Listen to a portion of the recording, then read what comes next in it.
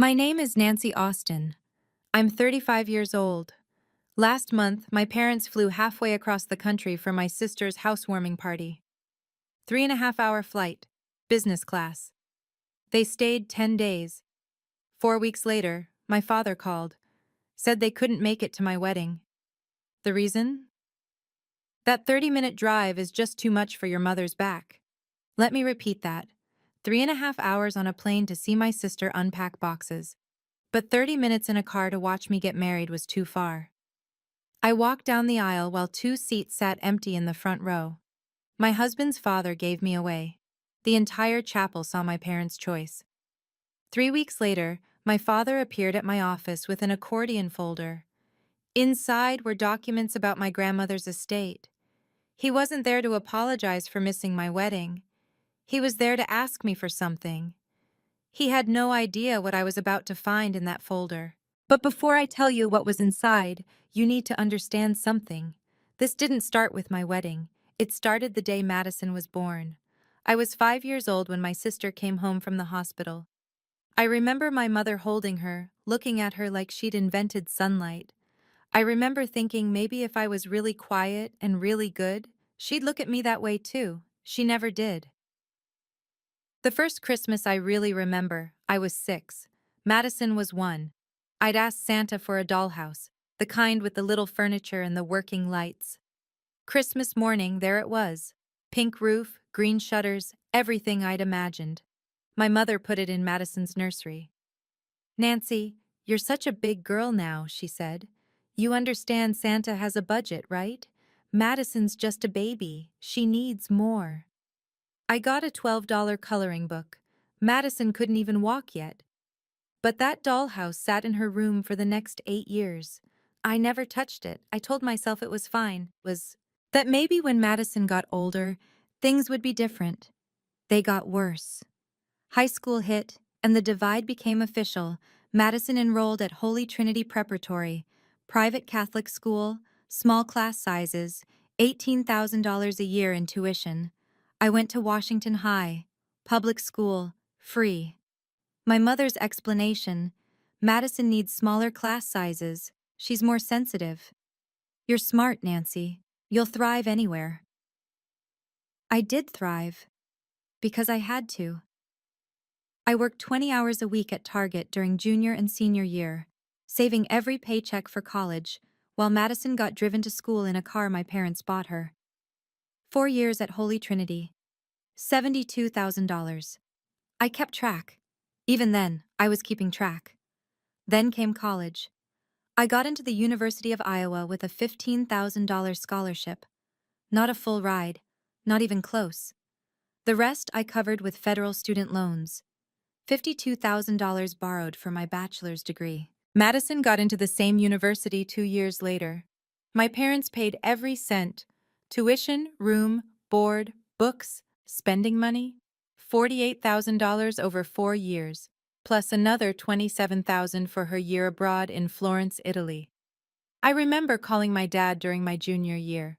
There was a summer program in Dublin. $4,000. I'd saved $2,000 from my resident advisor stipend.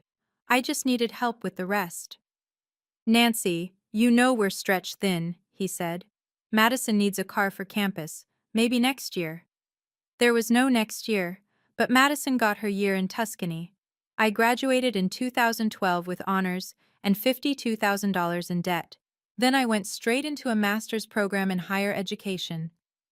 Another $37,000 in loans. Madison graduated in 2013 after taking 5 years to finish. Zero debt. A suntan from Italy. And a $3,000 graduation gift check. I got a card in the mail.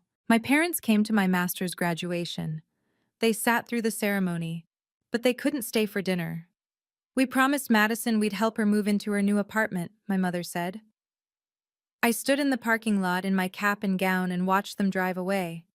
$89,000 in student loans. That was the price of my independence.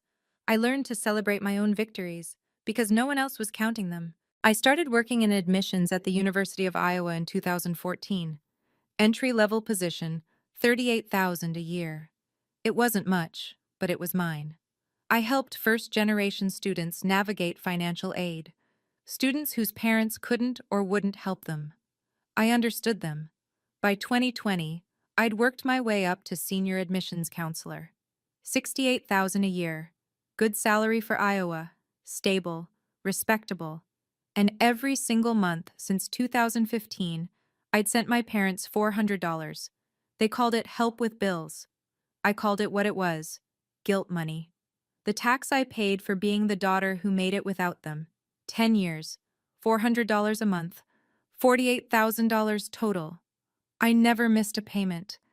Even that winter in 2018 when my heat got shut off because I couldn't afford both my utilities and my student loan payment.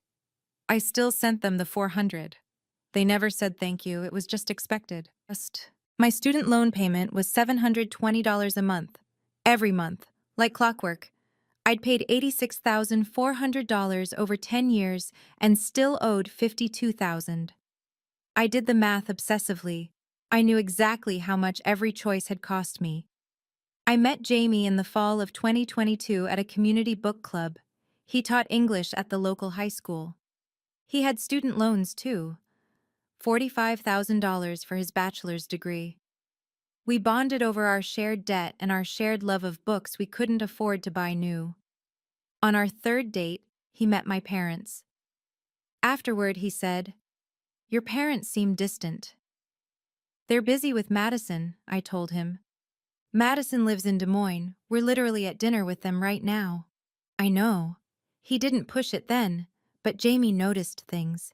He noticed that my mother called Madison 3 times during our dinner. She didn't call me once. He noticed that when I mentioned getting promoted to senior counselor, my father said, "That's nice," and went back to his soup. He noticed that when Madison sent a group text about buying new patio furniture, my mother responded with 17 exclamation points and 4 heart emojis. When I sent our engagement announcement, she responded 6 hours later. "Congratulations." One word. Jamie was the first person who ever said, "You don't owe them that money every month." "They're my parents," I said. "It's what family does. Family goes both ways." I wasn't ready to hear it yet. Madison married Garrett Sullivan in April 2023. He's a commercial real estate developer. Makes about $240,000 a year. The wedding cost $35,000. My parents contributed $12,000. They asked me to cover their gift to Madison. An $8,500 china set Madison had picked out herself. "We'll pay you back," my father said. They never did. My mother posted 83 photos from Madison's wedding on Facebook. She wore a different dress in the ceremony photos than the reception. She'd bought 2 dresses. Each one cost more than my entire Target wardrobe. When Jamie and I got engaged in August 2024, my mother's reaction was more measured. "That's nice, honey. Does Jamie have good insurance? Teachers don't make much." Madison and Garrett bought a house in West Des Moines, 4,500 square feet, $485,000. My mother drove the 2 hours from Cedar Rapids to visit them every 6 to 8 weeks. She came to Iowa City to visit me twice in 2024. Both times she stayed less than 2 hours. Madison had 2 kids, Olivia 4, Jackson 2. She stayed home with them. Started a mommy blog that made exactly $0 but gave her something to post about between Pilates classes and Target runs. My mother called her 3 times a week to check in. She called me once a month, usually to ask if I'd sent that month's payment yet. Then in October 2025, Madison and Garrett bought a second home, a vacation condo in Scottsdale, Arizona. 3 bedrooms, $340,000. My mother sent a group text to the entire extended family. "Big news, Madison and Garrett bought a second home in Scottsdale. We're flying out for the housewarming. So proud of our girl." I was in that group text. My wedding invitation had gone out 5 weeks earlier. No group text about that. My parents booked their flights to Scottsdale on October 2nd, $520 each. Economy tickets with exit row seats for extra legroom. $45 more each way for comfort. They flew out October 23rd, Cedar Rapids to Chicago to Phoenix. 3.5 hours in the air. They stayed 10 days. I watched it all unfold on Facebook. My mother documented everything. 47 photos across 10 days. Day 1. Arrived in beautiful Scottsdale, so proud of Madison's gorgeous new place. Day 3. Helping Madison decorate her Arizona home. Family time is the best time. Day 5. Sunset from Madison's balcony, blessed beyond measure. Day 8. Can't believe our vacation is almost over. Madison, we're so proud of you. I saw every post, every smile, every proud mom caption. My wedding was 3 weeks away. They bought Madison a West Elm furniture set, $1,800, plus $3,200 in cash as a housewarming gift. $5,000 in gifts for a vacation home, for a daughter who was already living in a $500,000 house with a husband who made 6 figures. I texted my mother on November 2nd, the day they got back. "Welcome home, how was the trip?" She responded 6 hours later. "Wonderful. Madison's place is beautiful. We're exhausted, though. That travel really takes it out of us at our age." I didn't respond. 3 weeks later, that exhaustion would be the excuse for missing my wedding. On November 10th, 12 days before my wedding, my mother called. "Nancy, what time is your ceremony again?" 2 o'clock. I sent you the schedule, Mom." Right. And it's in Iowa City?" "Yes, like I've said, multiple times. That's a bit of a drive for us, you know." "Mom, it's 30 minutes. "Well, it feels longer when you're our age. You just flew to Arizona." "That's different. We were sitting." My stomach dropped. I knew. Right then, I knew. "I'll see you on the 22nd, I said, and hung up before she could hear my voice crack. That night, I told Jamie, "I don't think they're coming." "Don't borrow trouble," he said. "They RSVP'd, yes. I know them better than that." I should have trusted my gut. Tuesday, November 18th, 4 days before my wedding. I was at my desk at work, reviewing a financial aid package for a first-generation student. My phone rang. Office line. My receptionist's voice came through the speaker.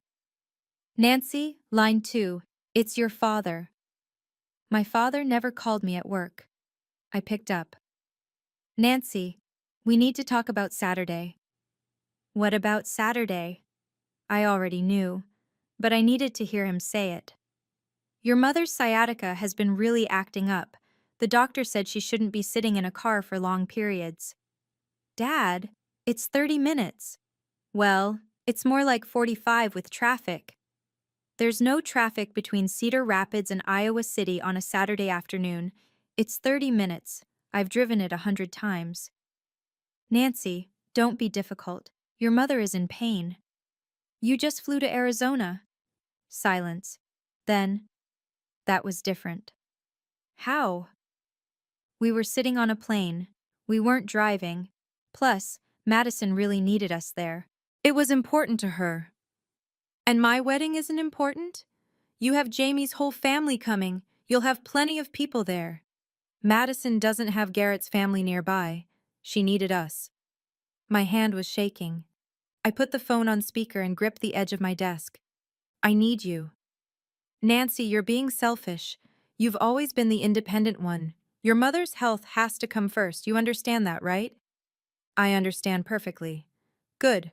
We'll send a nice gift. And we'll see you at Christmas." I hung up. I sat at my desk for 3 minutes, then I opened my wedding seating chart and deleted their names from the front row.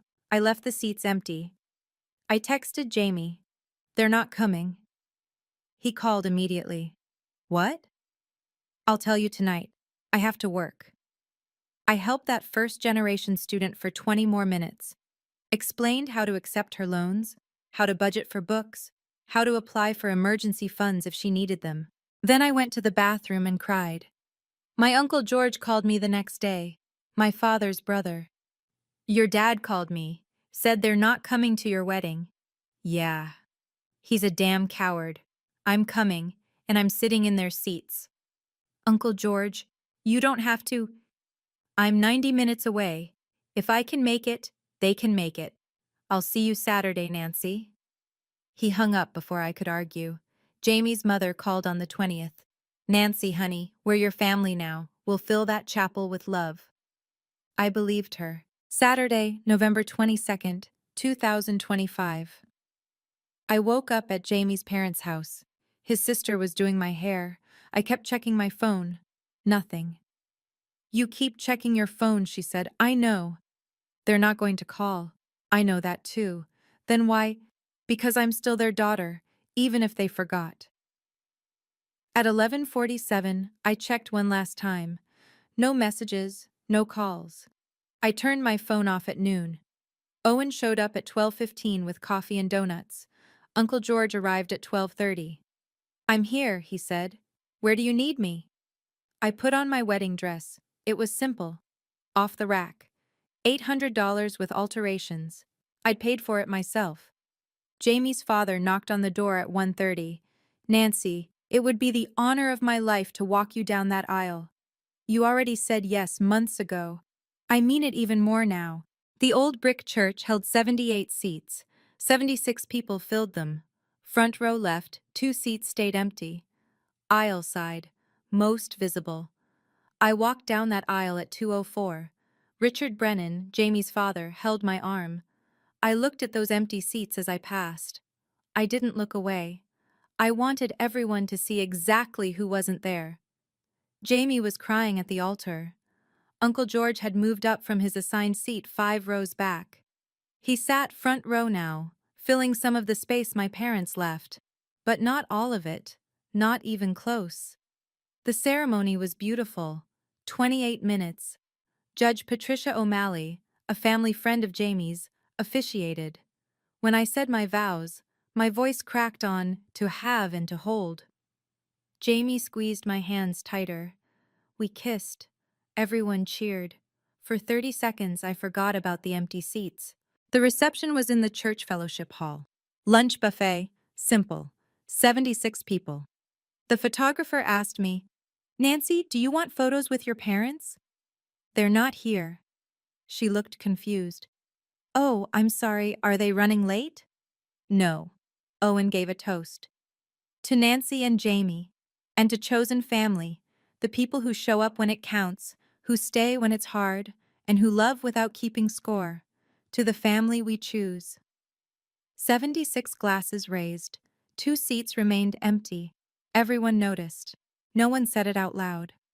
Jamie's mother quietly moved a flower arrangement to cover the empty space where my parents should have been standing in the family photos.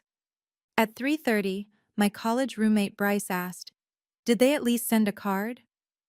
Not yet. They never did. At 5:30, Richard and I danced to What a Wonderful World, the father-daughter dance. I cried. He held me tighter. You're my daughter now too, he whispered. We spent our wedding night at a bed and breakfast in Amana. I checked my phone at 10 that night. Nothing. I slept better than I had in weeks because I'd finally stopped waiting. The next 3 weeks were silent. No call, no text, no apology, no gift. On November 28th, Madison texted me. Congrats on the wedding. Sorry we couldn't make it. As if she'd been invited. As if her presence was the same as our parents. I didn't respond. On December 1st, I didn't send my parents their usual $400, first time in 10 years. My bank account looked strange with that extra $400 sitting there. Feels like blood money, I told Jamie. On December 5th, my father left a voicemail. Nancy, it's Dad.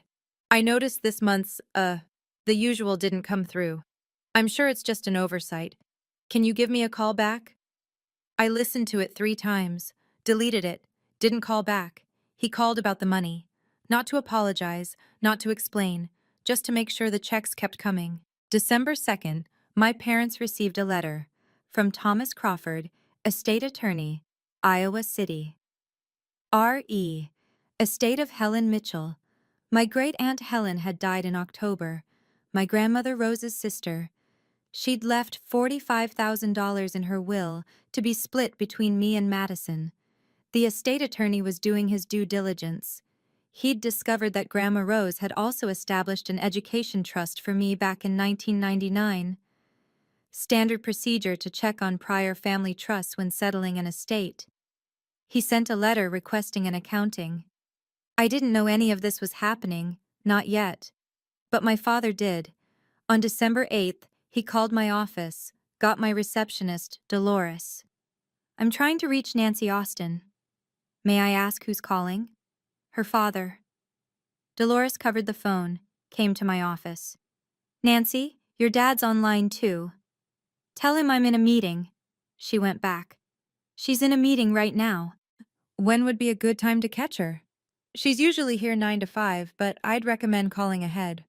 I'll stop by. Dolores told me later he looked terrified, sweating, clutching a folder. I didn't know he was coming. Monday, December 15th, 2025, 2:47 in the afternoon. Dolores's voice came through my intercom. Nancy, your father is here to see you. I froze. My hand stopped mid-keystroke. My father, here, at my office. Tell him I'm in a meeting. Pause. He says it's urgent. About family business. I closed my laptop, walked downstairs. He was standing in the lobby. Gray hair thinner than I remembered. Wearing his good khakis and a polo shirt. The outfit he wore to Madison's events. He was holding a brown accordion folder. Thick, bulging with papers. His hands were shaking. Dad. Nancy, thanks for seeing me. I didn't know I had a choice. I gestured to the small conference room, glass walls. In here. He followed me. The folder seemed heavier in his hands than it should be. I didn't sit. He did. I know you're upset about the wedding. Is that what you came here to talk about? The wedding you missed 3 weeks ago? No. I came to talk about your grandmother's estate. My grandmother died when I was 13 in 2003. Why are you talking about her estate now? Your great-aunt Helen passed away in October. I know. You didn't tell me. I saw it in the newspaper. He flinched. We were going to tell you. Things have been complicated. You flew to Scottsdale. That wasn't complicated. Nancy, please. He opened the folder. Helen left some money, $45,000, to be split between you and Madison. Okay. But the estate attorney, he's asking questions about another trust. From 1999. What trust? He slid a letter across the table. Crawford and Associates letterhead. Dated December 2nd. Subject, R.E. Estate of Helen Mitchell, accounting request. I read it. The attorney was requesting a full accounting of Rose Mitchell's 1999 UTMA, Custodial Trust for Beneficiary Nancy Austin. I didn't know my grandmother left me a trust. My father didn't meet my eyes. That's when I knew. He slid another set of papers across the table. Uniform Transfer to Minors Act. State of Iowa. Custodial Education Account. Established, June 14, 1999. Beneficiary, Nancy Marie Austin, D.O.B., August 12, 1990. Initial deposit, $150,000. Custodians, Vernon James Austin, Carol Ann Austin. I read it twice. The words didn't make sense. $150,000? Your grandmother wanted you to have money for college. I took out $89,000 in student loans. I know. Then where? I stopped, because I already knew. Show me where it went. Nancy.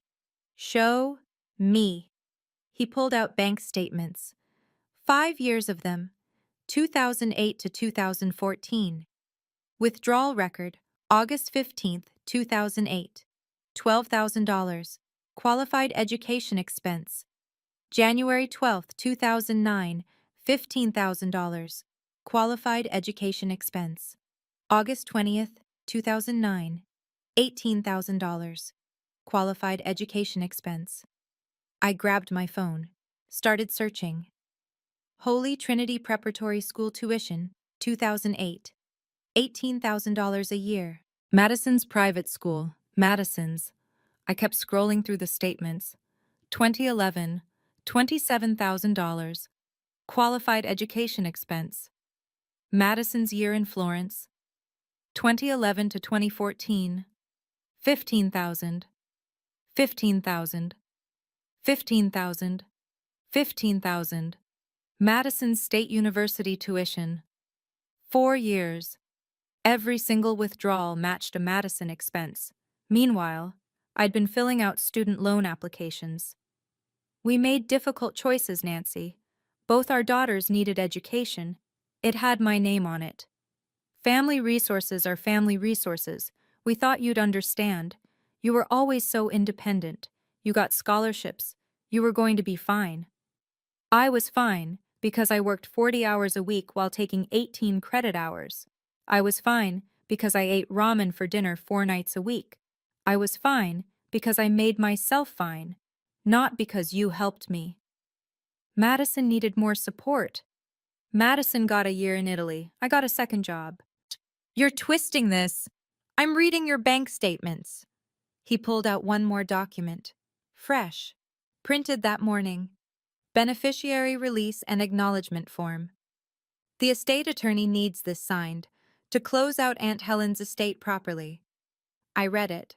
I, Nancy Austin, acknowledge that I received the full distribution of the Education Trust, established for my benefit by Rose Mitchell in 1999, totaling $150,000. I hereby release the estate from any further obligation and confirm all funds were used appropriately for my educational expenses. I looked up. You want me to lie? I want you to help your family. If you don't sign this, the estate process gets complicated. Madison's share of Aunt Helen's money could be delayed. She's counting on it for the kids' college funds. Get out. Nancy, you stole $150,000 from me. You spent it on Madison. You let me drown in debt. You missed my wedding. And now you want me to sign a legal document saying you did nothing wrong so Madison can get more money? It's not like that. Get out. He stood up, started toward the door. Then he remembered the folder.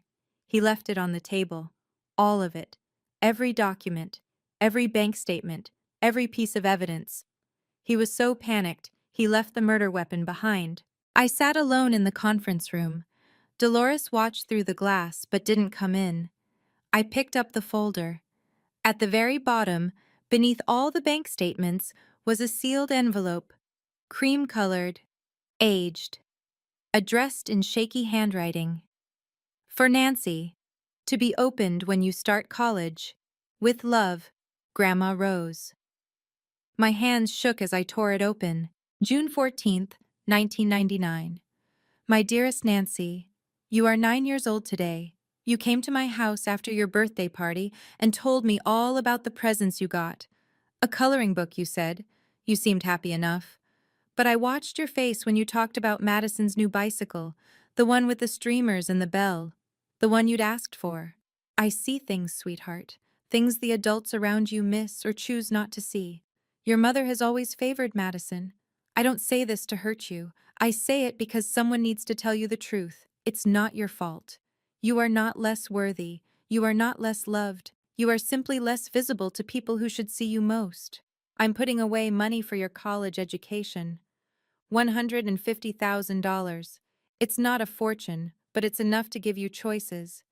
Enough to let you study what you love without drowning in debt. Enough to buy you freedom.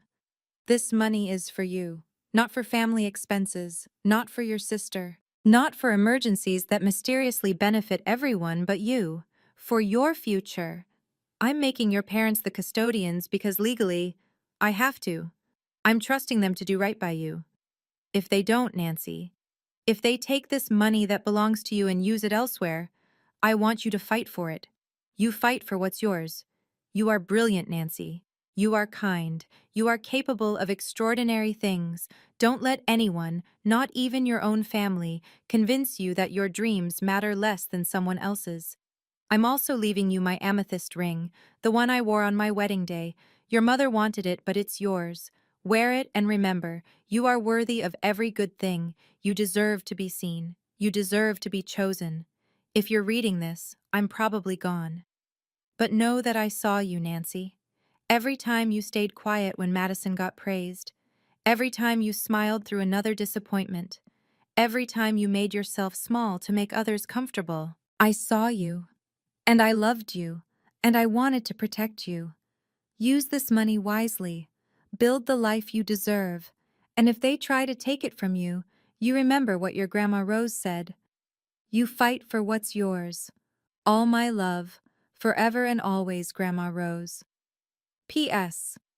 Don't let anyone tell you that independence is the same as not needing love. You can be strong and still deserve to be held. I read it 3 times.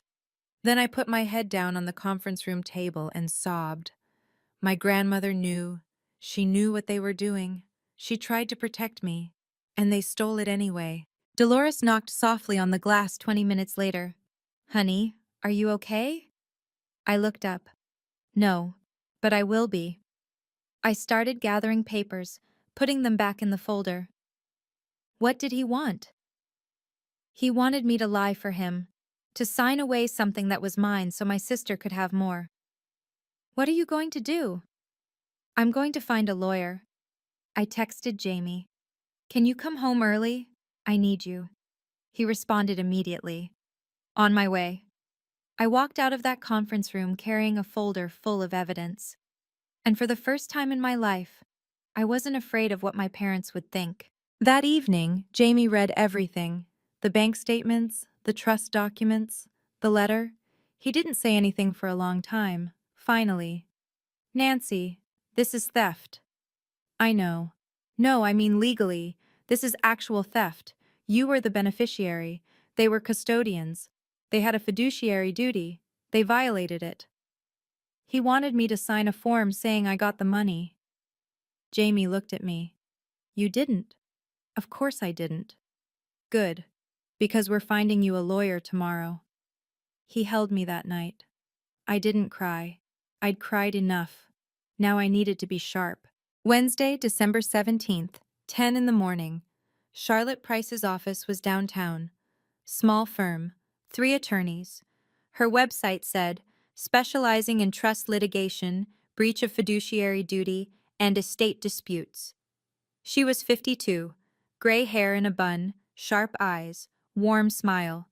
She read everything, took notes, asked questions. How much do you still owe in student loans? 52,000. And they spent 150,000 of your money on your sister's education. Yes. Nancy, this is textbook breach of fiduciary duty. Under Iowa law, custodians of UTMA accounts have a legal obligation to use funds for the named beneficiary only. They can't reallocate to other children. That's theft. What are my options? We send a demand letter, request full accounting and restitution. If they refuse, we file a civil suit. You'd be entitled to the original 150,000, plus interest, plus your legal fees, possibly punitive damages. How long would that take? If they settle quickly, 2 to 3 months. If they fight, could be a year. I didn't hesitate. Send the letter. Charlotte started drafting that afternoon. I called Uncle George that evening.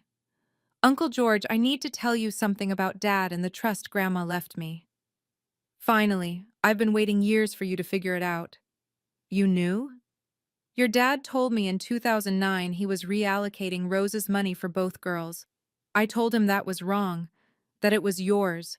We didn't speak for 2 years after that. Will you tell that to my attorney? I'll tell it to a judge if you need me to. Thursday, December 18th. I visited Father Timothy at the church. Nancy Austin, I haven't seen you since your wedding. Congratulations. Father, I need to ask you about my grandmother Rose. Wonderful woman. I miss her. Did she ever talk to you about favoritism in our family? He sighed. She did. She was worried about you. Said your mother had always preferred Madison and it wasn't fair. That's why she set up that education fund specifically for you. She made me a witness when she signed the trust documents. She wanted to make sure you'd be protected. They spent it on Madison. I was afraid of that. By December 20th, Charlotte had written affidavits from both Uncle George and Father Timothy. The evidence pile was growing. December 23rd, 2025. Charlotte sent the demand letter. Crawford and Price Legal. RE. Breach of fiduciary duty. UTM. A account for Nancy Austin. Dear Mr. and Mrs. Austin, this firm represents your daughter, Nancy Austin, regarding the misappropriation of funds from the custodial education account established for her benefit by Rose Mitchell in 1999.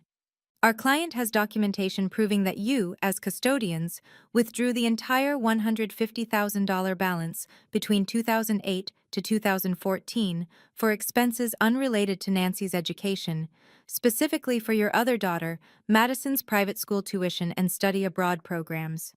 This constitutes breach of fiduciary duty under Iowa Code, Chapter 565. B. Demand. Full restitution, $150,000. Interest, 2008 to 2025, $38,000. Student loan interest paid by Nancy, $34,400. Legal fees, total, $222,400. You have 14 days to respond. Failure to respond will result in civil litigation. The letter was sent certified mail and email. 3 days later, my phone rang. Mom calling. I answered. How could you do this to your own family? Hi, Mom. We could lose our house, Nancy. Is that what you want? Your parents homeless? I want the money Grandma left me. The money you stole. We didn't steal anything. We used it for education. Madison's education counts. It had my name on it. Family resources are family resources. You're being selfish. After everything we've done for you. What have you done for me, Mom? Specifically, she sputtered. We raised you. We fed you. You flew across the country for Madison's housewarming party and wouldn't drive 30 minutes to my wedding. Your father's back was fine on the airplane. If you go through with this lawsuit, you'll tear this family apart. You already did that. You did it every time you chose her over me. You did it when you spent my future on hers. You did it when you didn't show up to watch me get married.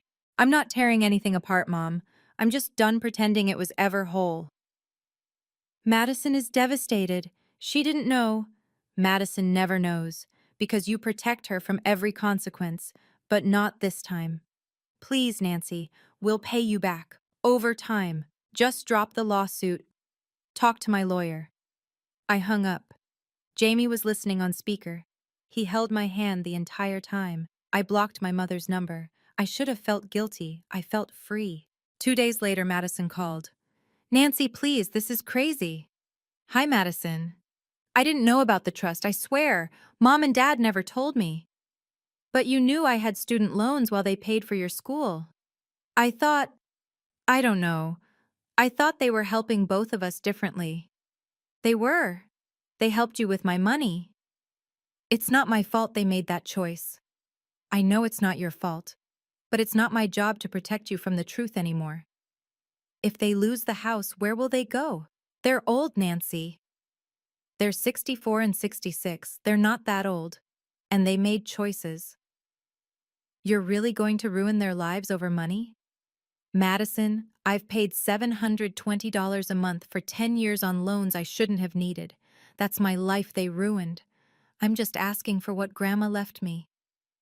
You were always jealous of me. I paused. You're right. I was. I was jealous that you got parents who showed up, who paid attention, who flew across the country to see you unpack boxes, but wouldn't drive across town to watch me get married. That's not fair. No, Madison, it's not. None of it was fair, that's the point. This is why they like me better. Silence. I know, I said. I hung up.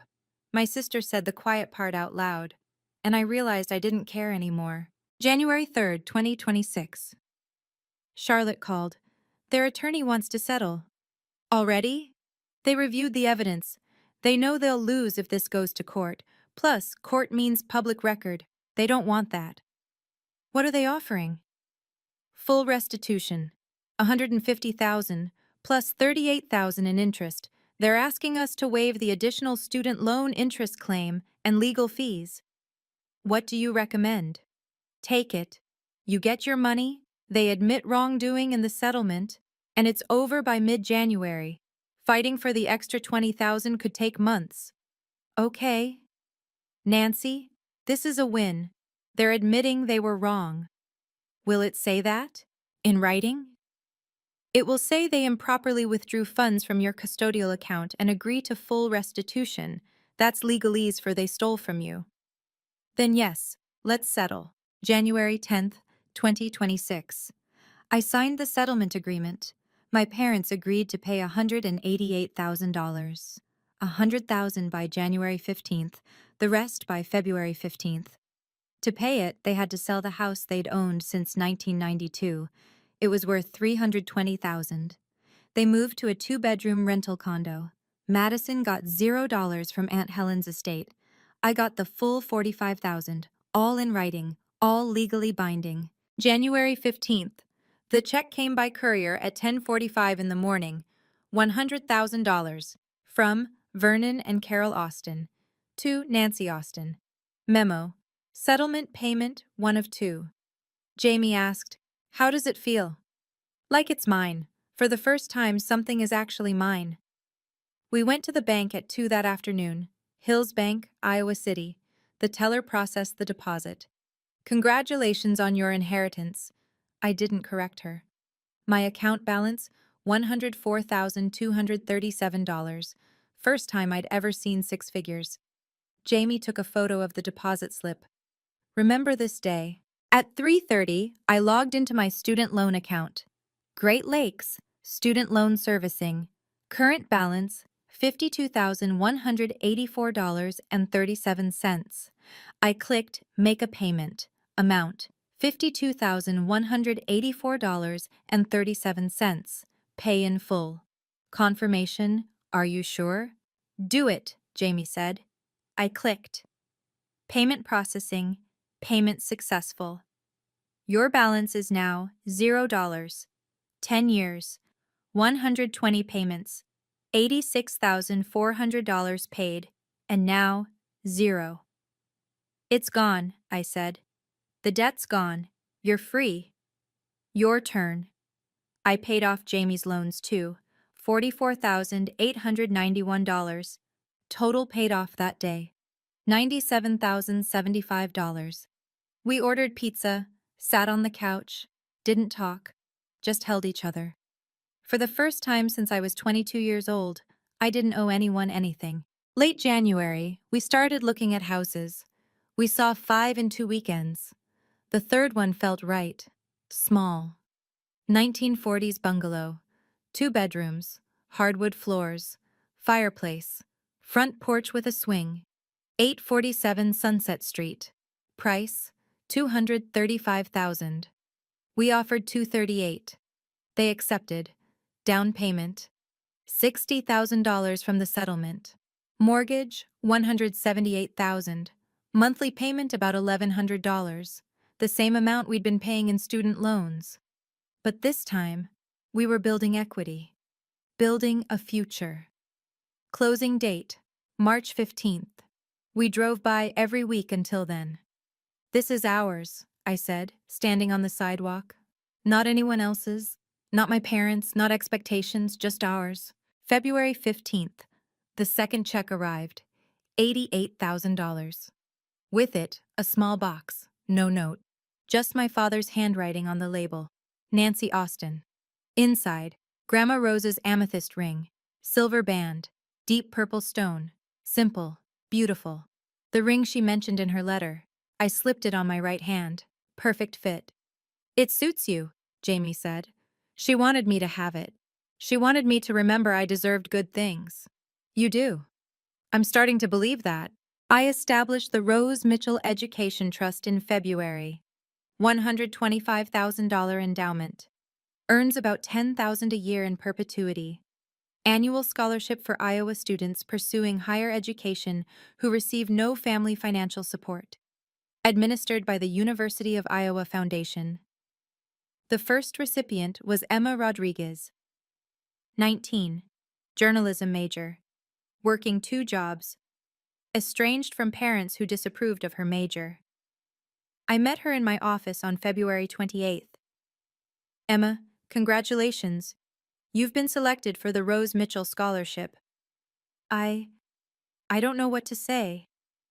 You don't have to say anything. My grandmother left me money to go to school. My parents took it, I got it back. And now I want to make sure someone like you doesn't have to struggle the way I did. Thank you. This means everything. Use it wisely. Build your future. And remember, you deserve this. I couldn't give my younger self the protection she needed, but I could give it to someone else. Sunday, February 23rd, 2026. Jamie's parents' dining room. Table set for 10. Richard and Helen Brennan. Jamie's sister and her husband. Uncle George. Father Timothy. Owen. Bryce. Pot roast. Mashed potatoes. Green beans. Rolls. I stood wearing Grandma Rose's ring. I want to say something. Everyone quieted. 6 months ago, I got married with 2 empty seats in the front row. 3 months ago, my father showed up at my office asking me to lie about money he'd stolen from me. 2 months ago, I found out my grandmother tried to protect me from a family that couldn't see me. I touched the ring. But I'm here now, in a room full of people who chose to show up, not because they had to, because they wanted to. Uncle George raised his glass. To Rose, she would have loved this. Father Timothy. To Nancy, she would have been so proud of you. Helen. To family, the kind you choose. Everyone. To family. I drove home that night with Jamie. We passed our future house, lights were off. But it was there. Waiting. I haven't spoken to my parents since January 10th, the day I signed the settlement. I haven't spoken to Madison since she told me this is why they like me better. I won't pretend it doesn't hurt. It does. Not because I miss them, but because I mourn the family I should have had. The mother who should have shown up. The father who should have protected me. The sister who should have shared instead of taken. But I don't mourn the version of myself who kept waiting for them to change. She's gone. In her place, a woman who knows her worth, who wears her grandmother's ring, who built a scholarship fund from the ashes of betrayal, who married a good man who sees her, who owns a house with a front porch, who sleeps without the weight of $720 monthly payments crushing her chest. The trust fund my grandmother left me was supposed to buy freedom. They stole it. But I got something better. I learned that freedom isn't something someone gives you. It's something you take back. They spent my future on the daughter they wanted. But I built a better one. For myself, and for every girl out there who deserves to be seen.